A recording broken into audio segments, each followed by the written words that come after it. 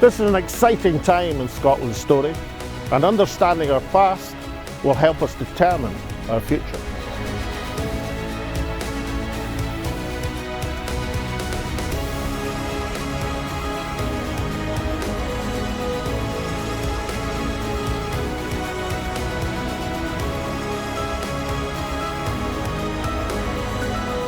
And when Scotland's voice is heard, it charts the way forward.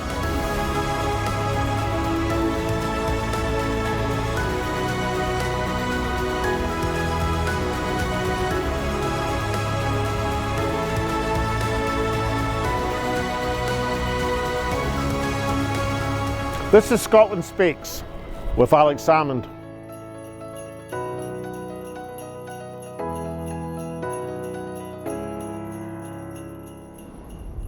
Hello and welcome to the first of 4 festive editions of Scotland Speaks with Salmond. In today's edition, we deliver the first of 2 promised compendium of Scotland's hidden heroes, the passage in the show sponsored by Flagship Media, where Alex features remarkable Scots who should be household names for their achievements, but haven't had due recognition. Initially, this was considered just an attractive addition to the real political meat of the show, but has proved so popular that it generates almost as much correspondence as the topics on the show proper. It is perhaps an indication of the massive interest in Scottish history, and also real regret that it has not been properly available to many Scots. So let's get on with our first 7 hidden heroes, stretching from a medieval clergyman to an 18th century Jacobite songstress. First up, a blast from the past in Bernard of Kilwinning. Bernard who? Over to Alex. Now, Scotland has never been short of heroes. Women and men whose actions resound to this day through history, who fundamentally changed Scotland, sometimes changed the world. Mary Queen of Scots, Robert the Bruce, Mary Barbour, Alexander Graham Bell, Alexander Fleming. We all know their names and what they did. But you know, I've always been fascinated by another category. I call them Scotland's hidden heroes. These are people who fundamentally changed things, often for the better, fundamentally changed civilization, the world, but nobody's ever heard of them. So we're going to pay tribute and homage to Scotland's hidden heroes. And the first of these is Bernard of Kilwinning. Bernard who? Bernard of Kilwinning. Who was he? Well, just listen to this. As long as 100 of us remain alive, never will we on any conditions be subjected to the lordship of the English. It is in truth not for glory, nor riches, nor honours we are fighting, but for freedom alone, which no honest man gives up, but with life itself. The words of the Declaration of Arbroath, resounding through history. Most school children in Scotland will have heard a snatch of these. In a properly ordered country, every school child would know them. They were written, probably, by Bernard of Kilwinning. Now, what made that declaration important? Well, there were 3 things about it. Firstly, the words themselves. These are powerful words. My old tutor, Geoffrey Barrow, used to argue that they'd been copied largely from Sallust, the Roman historian, and maybe they were. All that indicates is that Bernard of Kilwinning was clever, educated, and knew his job. He was the Abbot of Arbroath. He was Chancellor of Scotland. He was a diplomat trusted by Bruce to negotiate foreign treaties. He was nobody's fool. Bruce didn't appoint fools. And his words resound through history. Secondly, it's important because the declaration encapsulates the first ever European statement of contractual government. Because in the passage right before 100 of us remain alive, the Declaration waxes lyrical about what a great guy Robert the Bruce is. He's compared to Joshua from the Bible. He's done mighty things, but then goes on to say, but incidentally, if he ever sells us out to the English, we'll drive him out and we'll get somebody else as our king. And this was written not just in the name of the earls and the barons and the freeholders, the caste list of the feudal society, but as the Declaration says, of the whole community of the realm, and introduces the idea that the people who govern you have to do certain things to represent the community of the realm, otherwise you'll get somebody else. Not in these days in an election, but nonetheless contractual government. And the third thing that's important is this encompassing of the idea of some sort of popular sovereignty has huge implications through history. April the 6th was the date of the sealing, not the signing, the sealing of the Declaration of Arbroath. It's also the date of Tartan Day in the United States of America, by Senate resolution, by order of President George W. Bush, probably one of the most sensible things he did as president, acknowledging the influence of the Arbroath Declaration on the American Declaration of Independence some 450 years later. It's a powerful impact on modern society and what we understand in ideas that the government is there not to govern for itself, but to govern for the whole community of the realm. Can we be absolutely certain that this was the work of Bernard of Kilwinning? Not absolutely, but there's a big chance, a very, very good chance. He was in pole position as Abbot of Arbroath and Chancellor of Scotland. He at least, I think we can say, drew together the text. And therefore he's a very worthy first member of the Pantheon of Scotland's hidden heroes. Now, Scotland's hidden heroes. When I go through a number of figures through Scottish history who had a fundamental impact on events, but nobody very much has ever heard of. Now, one of these is Marie de Guise, a French woman, not a Scot, but for 20 years in the 16th century had the most fundamental impact on Scottish history. She was the second wife of James V, the mother of Mary Queen of Scots. And when she came to Scotland, she brought elegance and French money to the Scottish court. And she had a profound impact as the wife of King James V. But when he died at the age of 30, then Mary really came into her own. She spent the next few years guiding the childhood of her daughter, Mary Queen of Scots, bringing her up in the wonderful Stirling Palace, which she finished and completed the works of, bringing one of the wonders of the age. But more than that, she was plotting a dynastic succession affecting the whole of the continent of Europe. Understandably, from the House of Guise, one of the key noble families of France, she pursued the Franco-Scottish alliance, and she pursued it avidly. But what Marie had in mind, and what she successfully carried through, was to betroth her daughter to the Dauphin of France, Francois. And therefore, in the person of Mary Queen of Scots, the French and the Scottish thrones were to be united. But then in the 1650s, she became Queen Regent of Scotland. Not just the mother of Mary Queen of Scots, not just a huge influence in Franco-Scottish affairs, but running Scotland. Now, this was a tempestuous time. France and England were competing for influence in Scotland, but Marie de Guise had a different view. She saw her family, the Stuart and the Guise line, as taking over not just Scotland, not just France, but England as well. Her project was to unite the thrones through her family of Scotland, England, and France. And you know what? She might have pulled it off. In terms of Scotland, she was a wise ruler.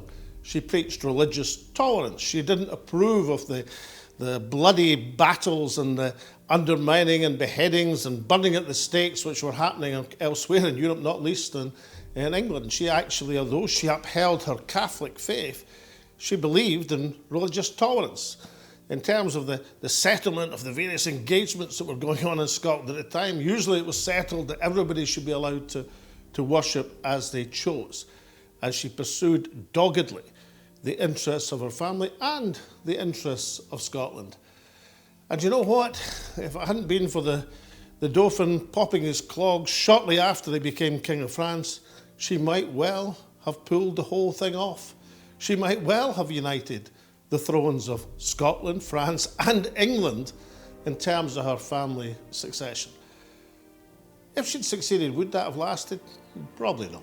The internal tensions between the three countries were very, very great indeed. And it probably would have resulted in the same battles and civil wars that the 17th century was scarred with. But on the other hand, I suppose you could argue that it was Marie de Guise who first planted in the mind not an English monarchical takeover of Scotland, but a Scottish monarchical takeover of England. And of course it was her grandson, James VI, who became James I of England. So this extraordinary, courageous, wise lady with the heart of a lioness, who ruled over Scotland at a time of deep religious disturbance and trouble, who fended off invasions from England, who called on her French allies to try and assert not just Scottish independence, but also pursue doggedly the interests of the Stuart and the Guise line. Nobody's ever heard of her. They should have. She was one of the most extraordinary women in Scottish history, and a worthy addition to our pantheon of Scotland's hidden heroes.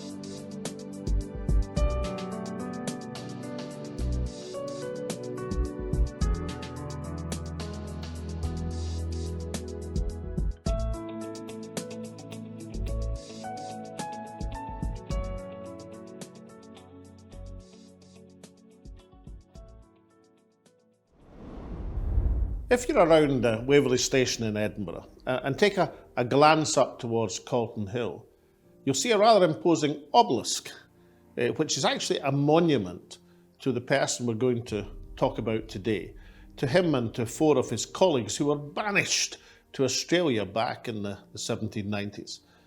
Because that person is Thomas Muir of Huntershill. Not exactly a hidden hero in the sense that he's well known among researchers and people who study Scottish history, but not nearly as known as he should be, given the importance of Muir as a historical figure. He is a fascinating figure, almost a contradiction in terms, in that he started off his professional life as a mildly reforming advocate and ended up as a revolutionary plotting the overthrow of the state and an invasion of Scotland by French forces to establish a Scottish republic. So what happened to turn Muir from a mild reformer to an out-and-out revolutionary? Well, basically what happened was the oppressive power of the state. Because after Muir graduated in the late 1780s as an advocate and was enrolled into the Faculty of Advocates, he started to represent common people. He had a social conscience. He became a friend of the people, the reforming organisation who wanted to extend the franchise. And what happened to him then was that the power of the establishment started to bear down upon him. And that establishment was in the form of what we can call a despicable duo. That is Robert Dundas, who was Lord Advocate, the nephew of Henry Dundas, who ran Scotland for Pitt the Younger, and Lord Braxfield, a notorious judge whose use of broad Scots did nothing to mitigate the sentences he handed out to unfortunates. Braxfield was Scotland's equivalent of Judge Jeffreys. He was a hanging judge, except that his favourite sentence was deportation, banishment to Australia of any person who had a semblance of radical thought. Braxfield famously said to a reformer who had the misfortune to appear before him and suggested that Christ himself had been a bit of a reformer, Braxfield replied, "Man muckle get it did him, he was hangit." That's the sort of piece of work we're dealing with.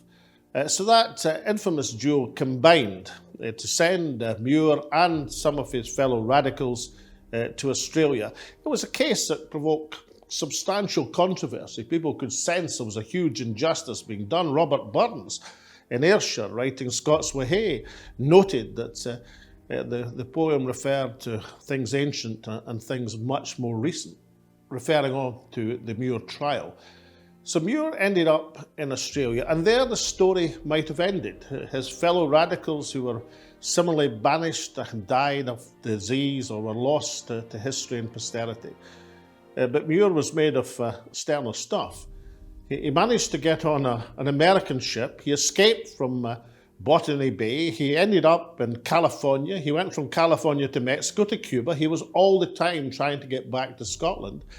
His boat back to Spain was intercepted by a British frigate. Half his face was blown off. And yet, by one means or another, because he was admired by many people, the person, Thomas Muir, who had become the most wanted man in the world, sought everywhere by the British forces, somehow contrived to get to revolutionary France, where he was greeted as a hero of the revolution. He had the equivalent of a ticker tape parade through the streets of Paris as they celebrated this radical Scotsman. Muir, by this time, and given his experiences, hardly surprisingly, a thoroughgoing, full-scale revolutionary, spent his last days in France and Chantilly plotting the overthrow of the British government and the establishment of a Scottish Republic, because by then, due to repression and the fear, of course, of the Napoleonic Wars, then the Friends of the People had turned into the United Scotsmen. Muir's story could grace any book, and an excellent book has recently been written by Murray Armstrong. But it could also be the most amazing film, an amazing feature. His story should be on the lips of every young Scot who wants to admire somebody of bravery, of diligence, of conscience, and also who was very thrawn, because it was his thrownness that turned him from a mild reformer into an out-and-out revolutionary. That and the oppression of the establishment.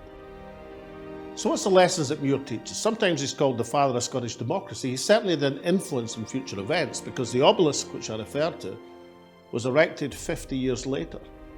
When people looked to Muir and the radicals of the 1790s for inspiration in the battles which were then to come, for the franchise, for democracy, for representation. Only recently, Muir's name was restored to the role of the Faculty of Advocates, thanks to the work of Ross McFarlane, KC, and admitted back by the then Dean of the Faculty, Gordon Jackson. A remarkable period of time. Of course, Muir's been long dead and won't be able to practice, but nonetheless, historic injustice was corrected. But Muir's wish and belief for emancipation, for representation, for Scottish nationalism, which was also one of his guiding stars, stands him out in the 18th century as one of the great figures of Scottish history. A hero whose light has been hidden under a bushel, but a hero whose name should be on the lips of every young Scot. So let's leave the very last words to those of Muir himself. I've devoted myself to the cause of the people. It is a good cause. It shall ultimately prevail. It shall finally triumph. And so it shall.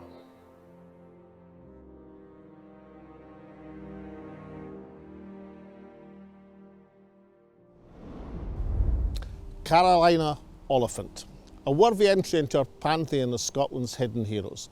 Certainly hidden because Carolina wrote anonymously, one of the most prolific songwriters of the late 18th century, either anonymously or sometimes under the initials of BB or SM. Gender neutral, she would have been very much in vogue these days. But she wrote anonymously because it was thought that women in the 18th century surely couldn't be serious composers or serious writers, but Carolina Oliphant, better known as Lady Nairn, was certainly that. A fascinating figure. She came from a a strong Jacobite family. Indeed, her family had just been restored to part of their estates in Perthshire a couple of years before she was born in the 1760s, because they had to run to France after the 45 to escape charges of high treason. So they were restored to Scotland, but Carolina was a staunch Jacobite right through her long life and right through all of her substantial body of work. So what kind of songs did she write? Well, you'll know them. Bonnie Charlie's New Away, 100 Pipers in Awe, Charlie is my darling, and my all-time favourite, The Rowan Tree. 100 beautiful songs. She wrote them all, obviously, and some of them she composed the music as well. She's a fascinating figure because, like her contemporary, Robert Burns, fascinated by the Jacobite cause. But for Carolina, it was different. She was looking back to a world and a cause that had been lost, a Scotland that was no more. Burns romanticised the Jacobites, but Burns was looking forward to Scotland that was going to change. It's coming yet, for all that, was Burns's declaration. The two of them never met because obviously Carolina, Lady Nairn, was writing anonymously. Burns had no reason to know that these wonderful songs were being produced by Lady Nairn. But it would have been a great meeting if they had. Why did she write anonymously? Well, the reason was that women weren't taken seriously. Some people suggest it's because it was to protect her husband, who was a serving officer in the British Army. If all these Jacobite songs were being poured forth by his wife, then it might cast some suspicion. I'm not sure about that. Because at the time Carolina was in her element writing in the 1790s, I think the British government were more frightened of Jacobins like Robert Burns than they were of Jacobites like Carolina's husband. But what she left us was some of the most beautiful songs that Scotland has ever heard, and some which are still sung with relish to this day.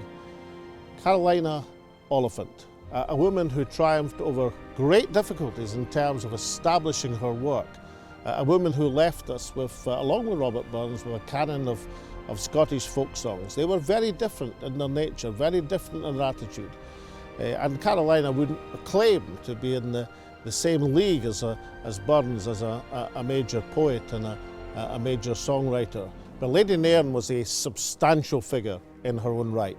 No one has ever done nostalgia better than Carolina Oliphant. And she's a very worthy addition to our lineup of Scotland's hidden heroes.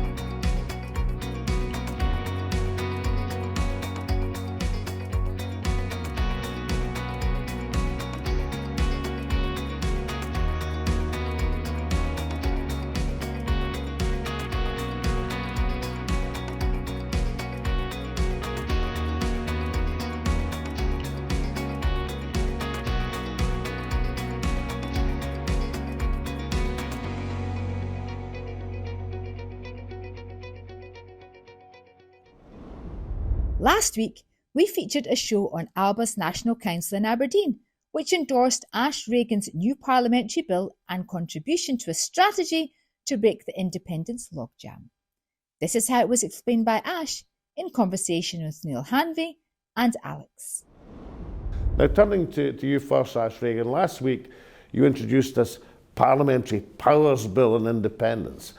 Why do you think that's a key initiative in the independence debate? Yes, so I've introduced the possibility next year of taking forward a members' bill in the Scottish Parliament that has the opportunity to extend the powers of the Scottish Parliament. So we'd be asking the people of Scotland whether they think the Scottish Parliament should be the decision-making body, if you like, in terms of things about legislating for Scottish independence and negotiating for Scottish independence. So in conjunction with the Alba Party's election strategy of running each and every election as an opportunity for the Scots to decide their own future, I think this does present a double lock on moving independence forward and giving back to the people of Scotland their choice about their own future. So it's this combination between the Parliament having the ability to consult the people on that question and the electors having the ability to vote for independence at a Scottish or a general election, that you think that kind of pincer movement gives it its democratic strength? Absolutely. This would be a very, very strong, should both these be successful, we get over 50% of the vote in, let's say, the next Scottish election across the pro-independence parties, and the Scottish people have made it very clear that they think the Scottish Parliament should be in charge of issues about negotiating independence, then that is an undeniable instruction from the people of Scotland about how they see their future. Now, Neil Hanvey, you proposed a self-determination bill in the Westminster Parliament. Do you see Ash's bill as continuing that initiative? Well, yeah, I think what both proposals demonstrate is that we're prepared to advance the discussion beyond repeating a request for a Section 30 order, as others have been doing over the last number of years. And I think that our initiatives have clearly got the Westminster government on the hop. I had a debate an adjournment debate last week, and the minister responding had prepared a speech to say, you keep asking for a referendum. It wouldn't take my intervention to correct him that I wasn't asking for a referendum at all. I was telling him that the people of Scotland will have their say through each and every subsequent election if that is the decision that they so choose. And so our self-determination bill, the bill that I tabled in Westminster as a companion piece to the legislation that Ash is planning to introduce to the Scottish Parliament, take a significant step forward in the discussion around how we advance the case for independence, whilst others are stuck in a discussion that has been proven to be utterly hopeless now for 9 years. And this is what you had to say in response. Peem says, wow, what a super show tonight. Alex, Taz, Ash, Kenny and Neil all on fire.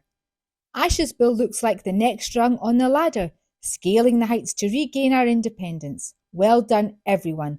Looking forward to next week's show. Scotland's future in Scotland's hands. Sarah Alapa. Lisa Duffy says, great show tonight. Thank you all very much for your hard work. Bobby McPherson says, great show as always, gives me hope. Great to hear Kenny speaking out against the horrific plight of the Palestinian people.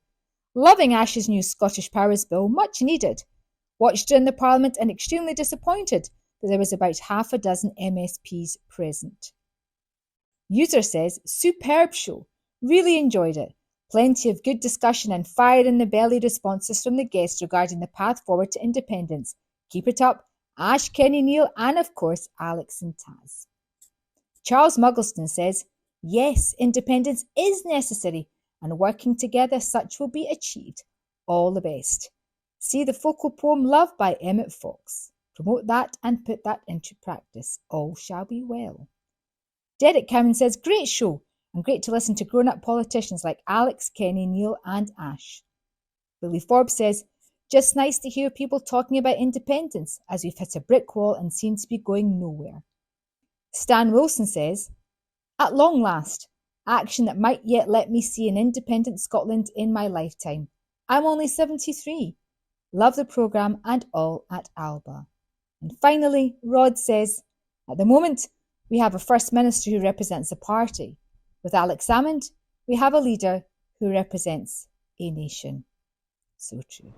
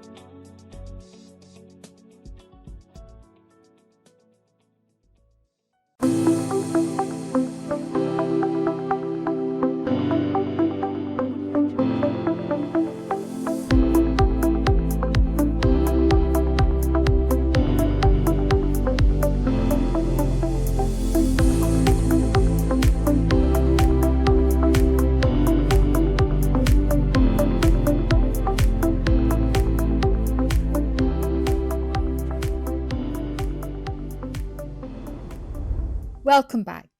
And now to our final 3 hidden heroes for today. A Clydeside revolutionary, the leader of a people's army, and a pragmatic but principled Labour politician.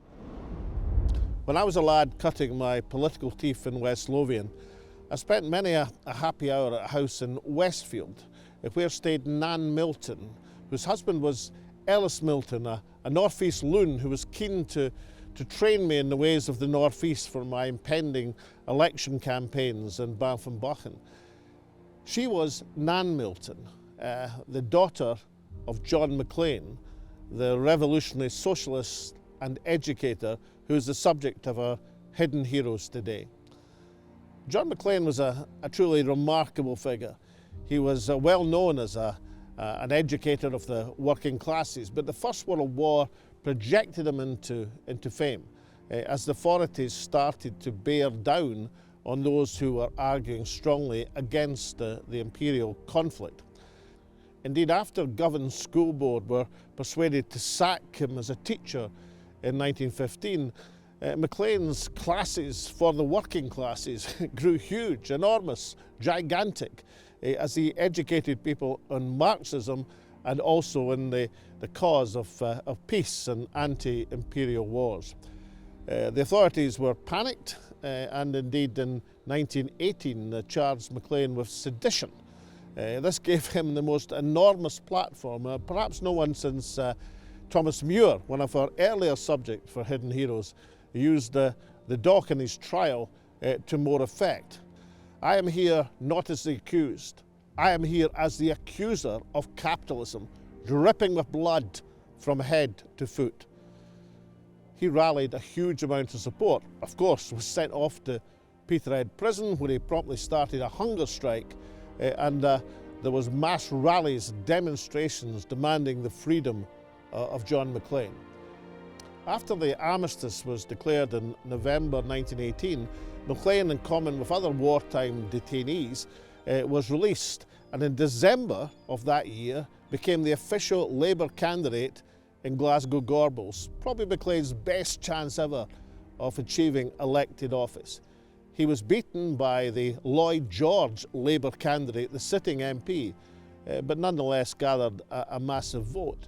Even in 1922, some 4 years later, as an independent candidate, he had a substantial following and a substantial vote. His return to Glasgow was greeted by acclaim for thousands, and McLean became an ever more prominent figure. He was, in fact, the first Bolshevik consul officially appointed to represent the Soviet Union in Scotland. He wasn't recognised by the authorities. Indeed, he was in jail in Peterhead as the official consul, but nonetheless became a significant rising star figure of the myriad of socialist organisations representing the Labour movement. McLean was strongly influenced by the Irish Revolution and broke and differed from many of his socialist counterparts by arguing that Scotland should achieve its own road to socialism. This involved a series of arguments with the communist parties and various guises of the time, and eventually McLean set up his own party, the Scottish Workers' Revolutionary Party, but alas died, partly because of his imprisonment in Peterhead prison and the damage that had done to its health just a few months after it was established in 1923. What was McLean's significance? Very substantial. In fact, Hugh MacDiarmid, the greatest Scottish poet of the 20th century, actually said that McLean, in his estimation, ranked second only to Robert Burns in terms of the impact he'd made in spreading a message of socialism and hope to the people. His legacy was awkward. Awkward for the Labour Party because he'd been a revolutionary. Awkward for the Scottish National Party because he'd never been a Scottish nationalist as such. I mean, he died 10 years before the Scottish National Party was formed. But his legacy was embraced and an inspiration to many in the wider national movement. And his position was held high and recorded by songsters such as Hamish Henderson and Matt McGinn. What did I ever do to mark the legacy that Nan Milton carried with such distinction in her many years as secretary of the John McLean Society, through her books, through the collection of her father's papers? Well, when it came to the Glasgow Commonwealth Games 2014, and I was thinking of what song should be embrace the opening ceremony, then I came on Freedom Come All Ye, Hamish Henderson's international rallying call, and we had the wonderful Pemeza singing it in a truly memorable performance. In the last verse, of course, Hamish Henderson wrote, "When McLean meets with his friends frae Springburn."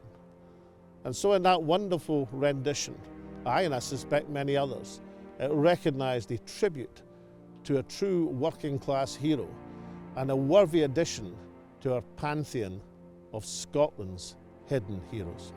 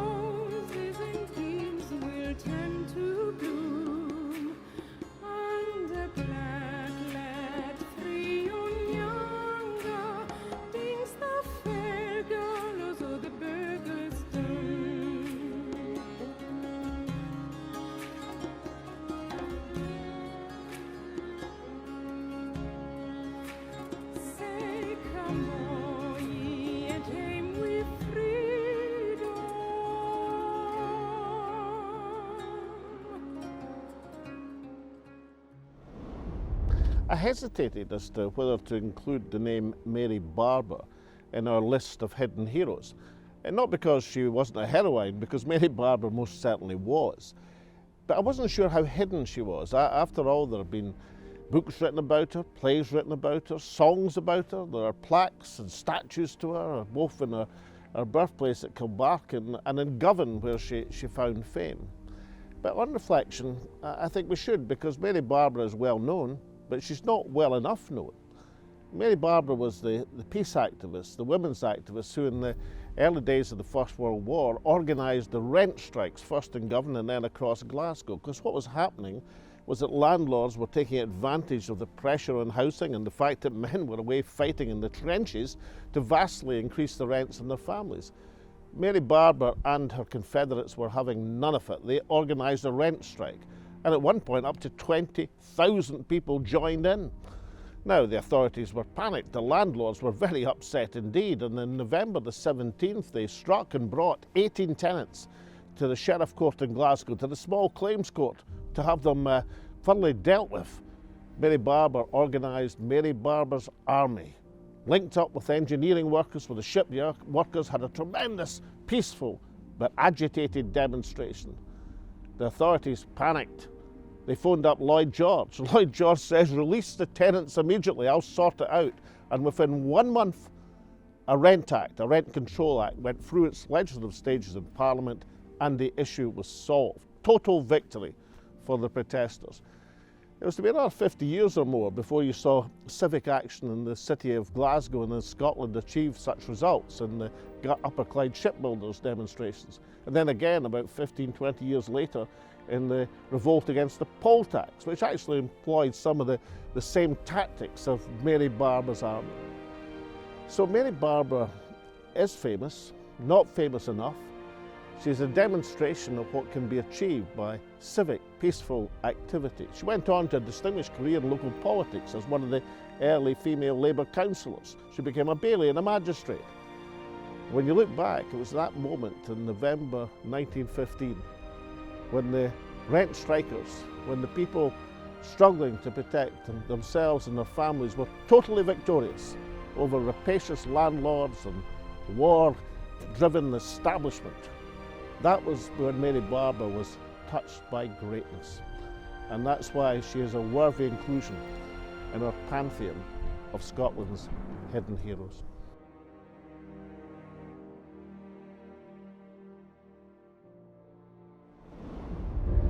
When I was a young member for Aberdeenshire, a very important figure in Scottish life took me on as something of a mentor. His name was Alistair Dunnett. He was the greatest editor that the Scotsman newspaper ever had. And he saw something in me to tell me something about his life and times, hoping that it would help my attitude to politics. In particular, Alistair told me about Tom Johnson. Alistair Dunnett had been Tom Johnson, the wartime Secretary of State's private secretary during the war. He'd been his press secretary.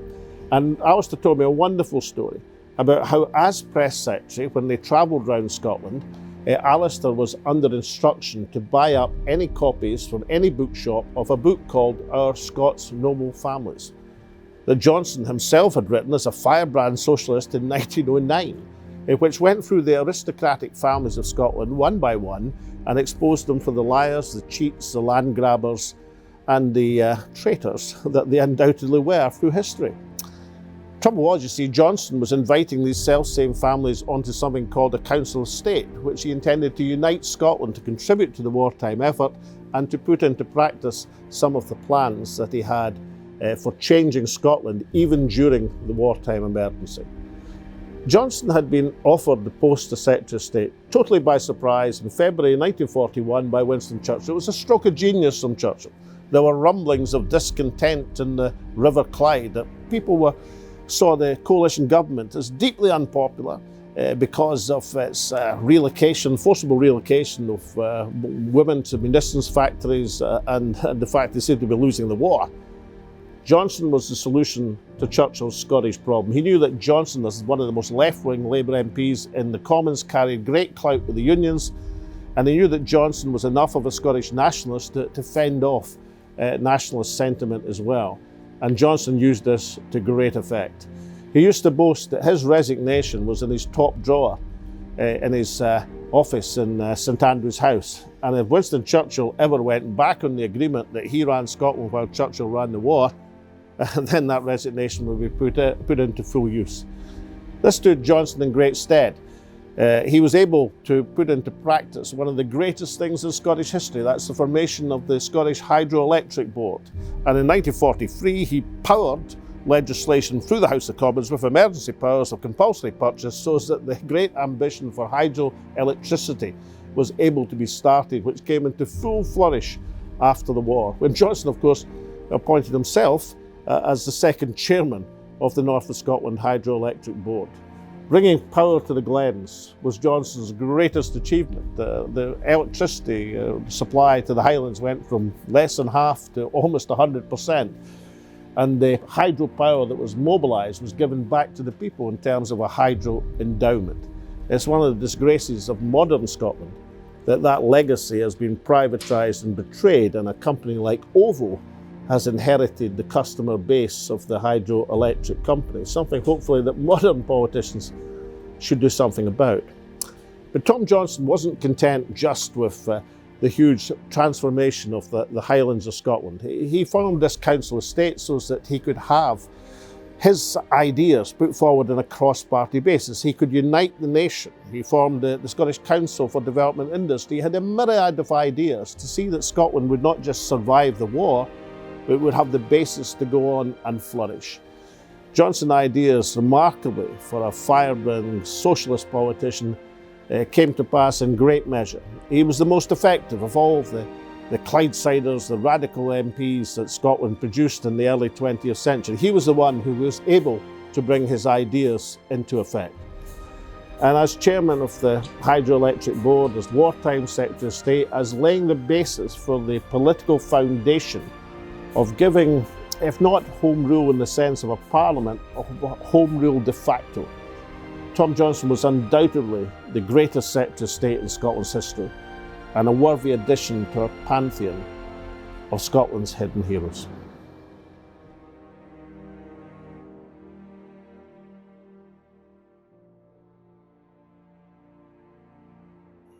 Well, I hope you enjoyed our first festive edition of Scotland's Hidden Heroes. We'll be back next week with another Magnificent Seven. Until then, you know where to watch us online, on X, on Facebook, on Spotify, on Apple Podcasts, you name it, we'll be there 9 p.m. every Thursday. We'll see you then.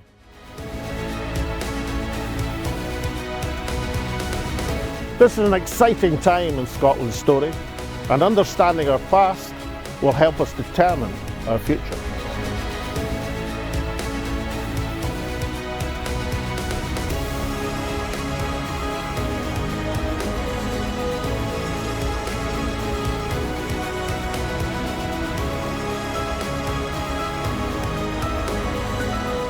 And when Scotland's voice is heard, it charts the way forward.